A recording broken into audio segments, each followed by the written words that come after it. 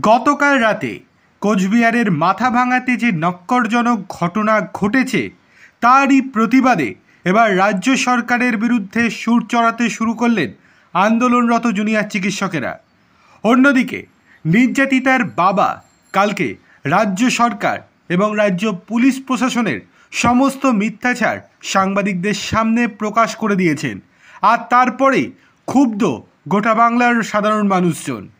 Junior চিকিৎসকেরা গতকাল রাতেই ঘোষণা করেছিলেন আজকে সকালবেলাতেই সাংবাদিক বৈঠক করে জানাবেন যে সুপ্রিম কোর্টের যে নির্দেশ দেওয়া হয়েছে গতকাল, অর্থাৎ শুনানি পিছিয়ে যাওয়ার, তার পরিপ্রেক্ষিতে তারা ঠিক কী পদক্ষেপ নিচ্ছেন।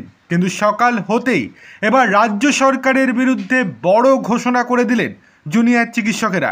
সকাল থেকেই আরজি করের জুনিয়র চিকিৎসকেরা এবং রাজ্যের অন্যান্য জুনিয়র চিকিৎসকেরা যারা কলকাতায় আন্দোলনরত, তারা এবার নতুন স্লোগান তুললেন রাজ্য সরকারের বিরুদ্ধে।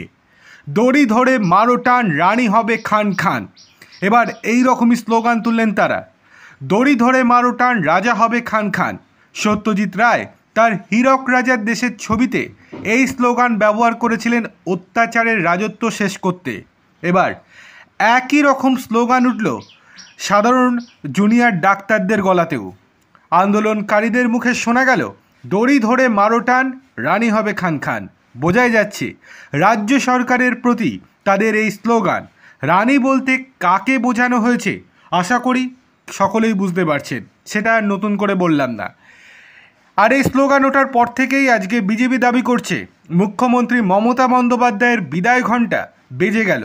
বিতর্ক বর্তমানে তুঙ্গে পৌঁছেছে, কেননা কালকে নিরীহ মানুষদের ওপর অত্যাচার চালিয়েছে তৃণমূলের গুন্ডা বাহিনী।